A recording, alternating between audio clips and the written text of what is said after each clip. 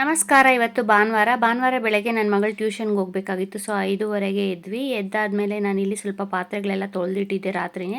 ಅದನ್ನೆಲ್ಲ ಜೋಡಿಸ್ಕೊಂಡು ಇನ್ನೊಂದು ಸ್ವಲ್ಪ ಪಾತ್ರೆಗಳು ಉಜ್ಜಕ್ಕೆ ಹಾಕಬೇಕಾಗಿತ್ತು. ಅದನ್ನೆಲ್ಲ ಸಿಂಕಿಗೆ ಹಾಕ್ಬಿಟ್ಟು ಬೆಳಗಿನ ತಿಂಡಿಗೆ ರೆಡಿ ಮಾಡ್ಕೋತಾ ಇದ್ದೀನಿ. ತಿಂಡಿಗೆ ನಾನಿಲ್ಲಿ ಈಸಿಯಾಗಿ ಸಿಂಪಲ್ಲಾಗಿ ಗೋಧಿ ದೋಸೆ ಮಾಡ್ಕೋತಾ ಇದ್ದೀನಿ. ಗೋಧಿ ದೋಸೆಗೆ ಇಲ್ಲಿ ನಾನು ಗೋಧಿ ಹಿಟ್ಟು ಒಂದು 2 ಕಪ್ ಹಾಕ್ಕೊಂಡು ರುಚಿಗೆ ತಕ್ಕಷ್ಟು ಉಪ್ಪು ಹಾಕಿ ನೀಟಾಗಿ ಗಂಟೇನು ಇಲ್ಲದೇ ಇರೋ ಹಾಗೆ ಸ್ವಲ್ಪನೇ ನೀರು ಹಾಕಿ ನಾವು ದೋಸೆ ಹಿಟ್ಟನ್ನು ಅದಕ್ಕೆ ಕಲಿಸ್ಕೋಬೇಕು. ಈ ದೋಸೆಗೆ ಯಾವುದೇ ರೀತಿ ಸೋಡಾ ಏನೂ ಬೇಕಾಗಿಲ್ಲ. ಇನ್ಸ್ಟೆಂಟಾಗಿ ಬೇಗ ಮಾಡ್ಕೋಬೋದು. ನಾವು ಕಲಸಿಟ್ಕೊಂಡ್ರೆ ಸಾಕು. ನಾವು ಗೋಧಿ ದೋಸೆನ ಬೆಳಗಿನ ಬ್ರೇಕ್ಫಾಸ್ಟ್ಗೆ, ನೈಟ್ ಡಿನ್ನರ್ಗೆ ಮಾಡ್ಕೋಬೋದು. ಇದ್ರ ಜೊತೆಗೆ ಬೇಕಾದ್ರೆ ಈರುಳ್ಳಿ, ಒಂದು ಸ್ವಲ್ಪ ಕ್ಯಾರೆಟನ್ನು ತುರಿದು ಹಾಕ್ಕೊಂಡು ದೋಸೆನೂ ಮಾಡ್ಕೋಬೋದು. ತುಂಬ ಚೆನ್ನಾಗಿರುತ್ತೆ. ಮತ್ತು ಡಯಟ್ ಮಾಡೋರು ಸಹ 1-2 ದೋಸೆ ತಿಂದರೆ ಸಾಕು, ಹೊಟ್ಟೆ ತುಂಬಿಬಿಡುತ್ತೆ, ಅಷ್ಟು ಚೆನ್ನಾಗಿರುತ್ತೆ.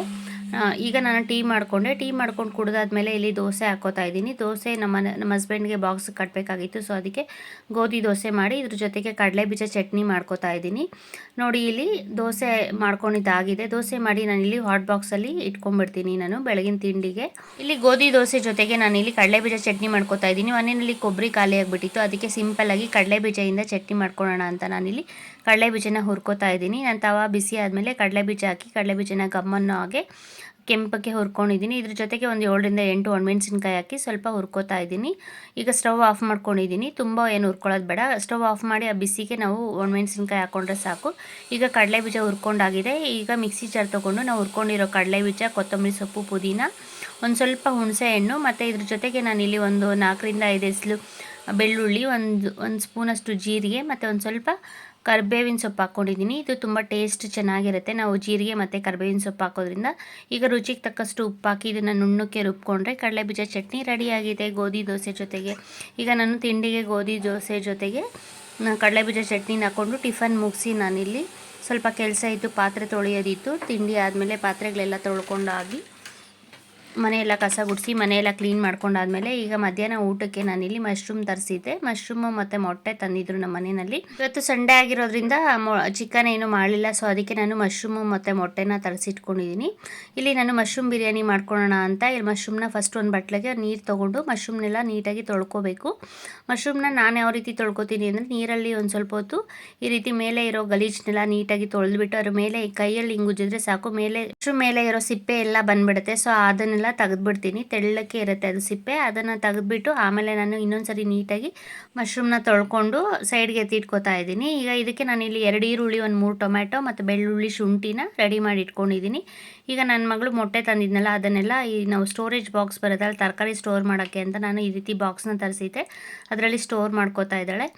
ಅವಳು ಜೋಡಿಸಿ ಫ್ರಿಜ್ಜಲ್ಲಿ ಎತ್ತಿಡೋಕೆ ಹೇಳಿದ್ದೆ. ಸೊ ಅವಳು ಫ್ರಿಜ್ಜಲ್ಲಿ ಜೋಡಿಸಿ ಎತ್ತಿಡ್ತಾ ಇದ್ದಾಳೆ. ಒಂದು ಬಾಕ್ಸಲ್ಲಿ ನಾನು ಒಂದು 12 ಮೊಟ್ಟೆ ಇಡಿಸ್ತು ಅಷ್ಟೇ. ಈ ಬಾಕ್ಸಲ್ಲಿ ಮೇಲೆ ಇಟ್ಟರೆ ಬಾಕ್ಸ್ ಕ್ಯಾಪ್ ಹಾಕಿದ್ರೆ ಅದು ಮೊಟ್ಟೆಗಳು ಒಡೆದೋಗ್ಬಿಡುತ್ತೆ ಅಂತ ಇನ್ನೊಂದು ಬಾಕ್ಸ್ ಇತ್ತು, ಆ ಬಾಕ್ಸಲ್ಲಿ ಹಾಕಿ ಫ್ರಿಜ್ಜಲ್ಲಿ ಎತ್ತಿಡ್ತಾ ಇದ್ದಾಳೆ. ಈಗ ನಾನು ಮಶ್ರೂಮ್ನೆಲ್ಲ ನೀಟಾಗಿ ತೊಳ್ಕೊಂಡಿದ್ದಾಗಿದೆ. ಮೇಲೆ ಪೀಲ್ ಮಾಡಿ ಎಲ್ಲ ನೀಟಾಗಿ ತೊಳ್ಕೊಂಡಿದ್ದೀನಿ. ಇದನ್ನು ಈಗ ನಾನು ಕಟ್ ಮಾಡ್ಕೋತಾ ಇದ್ದೀನಿ. ನಾನು ಒಂದು ಮಶ್ರೂಮ್ನ ಒಂದು 4 ಪೀಸ್ ಮಾಡ್ಕೋತೀನಿ ಅಷ್ಟೇ, ತುಂಬ ಪೀಸಸ್ ಏನು ಮಾಡ್ಕೊಳ್ಳಲ್ಲ. ಮಶ್ರೂಮ್ ಬಿರಿಯಾನಿಗೆ ಅಲ್ಲಲ್ಲಿ ಮಶ್ರೂಮ್ ಸಿಗ್ತಾಯಿದ್ರೆ ಟೇಸ್ಟ್ ಚೆನ್ನಾಗಿರುತ್ತೆ. ತುಂಬ ಸಣ್ಣದಾಗಿ ಕಟ್ ಮಾಡ್ಕೋಬಾರ್ದು. ಈಗ ಮಿಕ್ಸಿ ಜಾರ್ ತೊಗೊಂಡು ನಾನಿಲ್ಲಿ 3 ಟೊಮ್ಯಾಟೋನ ಕಟ್ ಮಾಡಿ ಹಾಕ್ಕೊಂಡಿದ್ದೀನಿ. ಮತ್ತು ಒಂದು ಹಿಡಿಯಷ್ಟು ಬೆಳ್ಳುಳ್ಳಿ ಮತ್ತು ಒಂದು 2 ಇಂಚು ಶುಂಠಿ ತೊಗೊಂಡಿದ್ದೆ. ಅದರಲ್ಲಿ ಅರ್ಧ ನಾನು ಶುಂಠಿ ಹಾಕ್ಕೋತಾ ಇದ್ದೀನಿ. ಶುಂಠಿ ಹಾಕ್ಕೊಂಡು ಈಗ ಇದ್ರ ಜೊತೆಗೆ ನಾನಿಲ್ಲಿ ಒಂದು ಸ್ವಲ್ಪ ಕೊತ್ತಂಬರಿ ಸೊಪ್ಪು ಮತ್ತು ಪುದೀನ ಹಾಕಿ ನುಣ್ಣಕ್ಕೆ ರುಬ್ಕೋಬೇಕು. ರುಬ್ಕೊಳೋಷ್ಟರಲ್ಲಿ ನಾನು ಸೈಡ್ಗೆ ಇಟ್ಕೊಂಡು ಇಲ್ಲಿ ಈರುಳ್ಳಿ ಕಟ್ ಮಾಡ್ಕೋತಾ ಇದ್ದೀನಿ. ಫಸ್ಟು ನಾನು ಈರುಳ್ಳಿನ ಉದ್ದುದ್ದಕ್ಕೆ ಇಲ್ಲಿ ಕಟ್ ಮಾಡ್ಕೋತಾ ಇದ್ದೀನಿ. ನಾನಿಲ್ಲಿ ಒಂದು 2 ಈರುಳ್ಳಿ ತೊಗೊಂಡಿದ್ದೀನಿ. ನೋಡಿಕೊಂಡು ನಾವು ಎಷ್ಟು ಕ್ವಾಂಟಿಟಿ ಮಾಡ್ತೀವೋ ಅದ್ರ ಮೇಲೆ ಈರುಳ್ಳಿ ಜಾಸ್ತಿ ಬೇಕಾದ್ರೆ ಜಾಸ್ತಿ ಹಾಕ್ಕೋಬೋದು.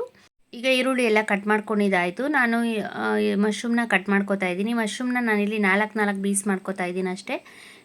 ಫ್ರೆಶ್ ಮಶ್ರೂಮ್ ತೊಗೊಂಡ್ರೆ ತುಂಬ ಚೆನ್ನಾಗಿರುತ್ತೆ. ನೋಡ್ಕೊಂಡು ತೊಗೊಂಬರ್ಬೇಕು ಮಶ್ರೂಮ್ನ ತರುವಾಗ. ಕೆಲವು ಸಲ ಕೆಟ್ಟೋಗ್ಬಿಟ್ಟಿರುತ್ತೆ ಮಶ್ರೂಮ್ ಬಾಕ್ಸಲ್ಲೇ.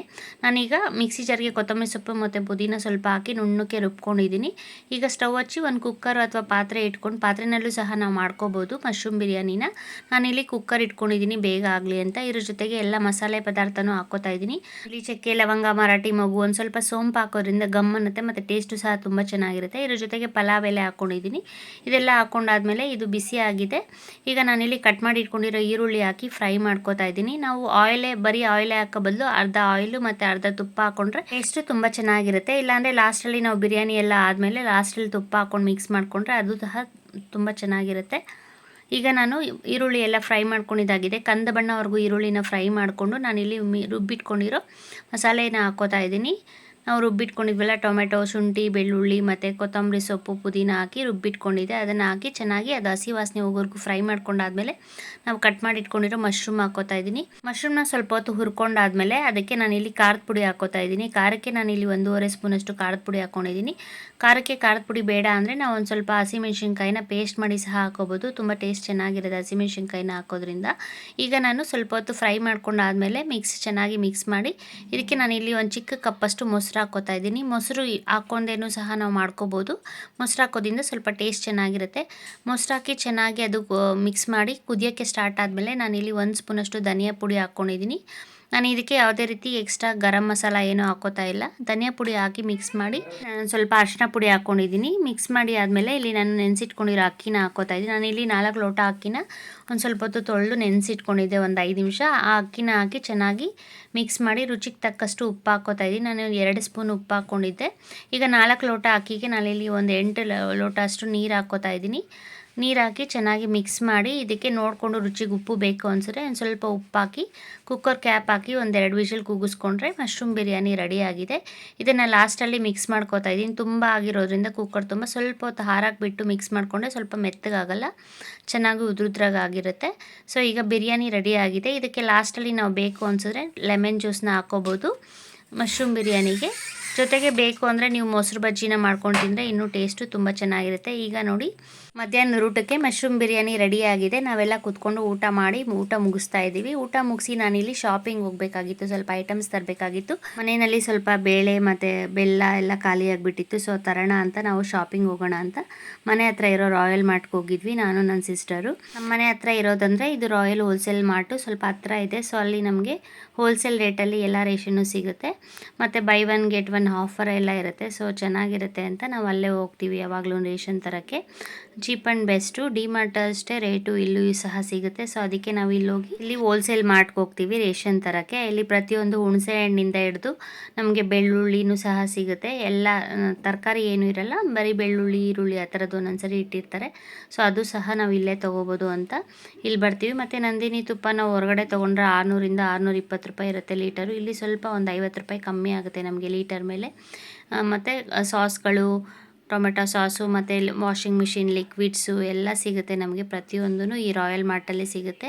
ಸೇಮ್ ಮಾಲಲ್ಲಿ ಯಾವ ರೀತಿ ಸಿಗುತ್ತೋ ಇಲ್ಲೂ ಸಹ ಮಾಲ್ ಥರನೇ ಮಾಡಿದ್ದಾರೆ, ಚಿಕ್ಕದಾಗಿ ಮಾಡಿದ್ದಾರೆ. ಬಟ್ ಎಲ್ಲ ಐಟಮ್ಸು ಸಿಗುತ್ತೆ ನಮಗೆ. ಮತ್ತು ನನಗೆ ಸ್ವಲ್ಪ ತೊಗರಿಬೇಳೆ ಬೇಕಾಗಿತ್ತು. ತೊಗರಿಬೇಳೆ ರೇಟ್ ಇವಾಗಲಂತೂ 180 190 ಆಗಿಬಿಟ್ಟಿದೆ. ಸೊ ಇಲ್ಲೂ ಸಹ 170 ರೂಪಾಯಿ ಇತ್ತು. ಮತ್ತು ಬೆಳ್ಳುಳ್ಳಿ ಇಲ್ಲಿ 180 ರೂಪಾಯಿ ಇದೆ ಕೆಜಿಗೆ. ಬೆಲ್ಲ ನೋಡಿ ತುಂಬ ಚೆನ್ನಾಗಿದೆ ಬೆಲ್ಲ. ಇಲ್ಲಿ ಬೆಲ್ಲನೇ 2-3 ಥರ ಬೆಲ್ಲ ಇತ್ತು. ಬೆಲ್ಲ, ಸೋಂಪು, ಮೆಂತೆ, ಮೆಣಸು ಪ್ರತಿಯೊಂದು ಸಿಗುತ್ತೆ. ಎಲ್ಲ ನೋಡಿಕೊಂಡು ನಾವು ಲೂಸಲ್ಲೂ ಸಹ ಸಿಗೋದ್ರಿಂದ ಇಲ್ಲೇ ತೊಗೋತೀವಿ. ಲೂಸಲ್ಲಿ ಸಿಗುತ್ತೆ ಅಂತ ಬೆಲ್ಲ ನೋಡಿಕೊಂಡು ತೊಗೋತಾ ಇದ್ದೀವಿ. ಸೊ ಒಣಮೆಣ್ಸಿನ್ಕಾಯಿ, ಬ್ಯಾಡಗಿ ಮೆಣಸಿನ್ಕಾಯಿ ಹೊರಗಡೆ ಮಾಮೂಲಿ ಅಂಗಡಿಗಳಿಗಿಂತ ಇಲ್ಲಿ ಹೋಲ್ಸೇಲ್ ಆಗಿರೋದ್ರಿಂದ ಕಮ್ಮಿ ಸಿಗುತ್ತೆ ನಮಗೆ. ಸೊ ಎಲ್ಲ ತೊಗೊಂಡು ನಾವು ಇಲ್ಲಿ ಹುರುಳಿಕಾಳು, ಅವರೆಕಾಳು, ಅವರೆಬೇಳೆ ಎಲ್ಲನೂ ಸಿಗುತ್ತೆ. ತುಂಬ ಕ್ವಾಲಿಟಿ ತುಂಬ ಚೆನ್ನಾಗಿರುತ್ತೆ. ಸೊ ತೊಗರಿಬೇಳೆನಲ್ಲೇ ಒಂದು 4-5 ಥರ ತೊಗರಿಬೇಳೆ ಸಿಗುತ್ತೆ. ಮತ್ತು ಕಡಲೆ, ನಮಗೇನು ಬೇಕೋ ಪ್ರತಿಯೊಂದು ಐಟಮ್ಸು ಇಲ್ಲಿ ಸಿಗೋದ್ರಿಂದ ನಾವೆಲ್ಲದಕ್ಕೂ ಇಲ್ಲೇ ಹೋಗ್ತೀವಿ. ಸೊ ರೇಷನ್ ಶಾಪಿಂಗ್ ಮಾಡಿಕೊಂಡು ನಾವು ಬಿಲ್ ಹಾಕ್ಸ್ಕೊಂಡು ಮನೆಗೆ ಹೋಗೋಷ್ಟರಲ್ಲಿ 6 ಗಂಟೆ ಆಗಿಬಿಟ್ಟಿತ್ತು. ಹೋಗುವಾಗ ದಾರಿನಲ್ಲಿ ಬಾಳೆಹಣ್ಣು ತೊಗೊಂಡು ಹಾಗೆಯೇ ಸ್ವಲ್ಪ ತರಕಾರಿ ಬೇಕಾಗಿತ್ತು, ಎಲ್ಲ ತೊಗೊಂಡು ಮನೆಗೆ ಹೋಗ್ತಾ ಇದ್ದೀವಿ. ಸೊ ನಾನು ಮಾಡೋ ವೀಡಿಯೋಸ್ ನಿಮ್ಗೆ ಇಷ್ಟ ಆದರೆ ಪ್ಲೀಸ್ ಲೈಕ್ ಮಾಡಿ, ಶೇರ್ ಮಾಡಿ, ಸಬ್ಸ್ಕ್ರೈಬ್ ಮಾಡಿ. Thanks for watching.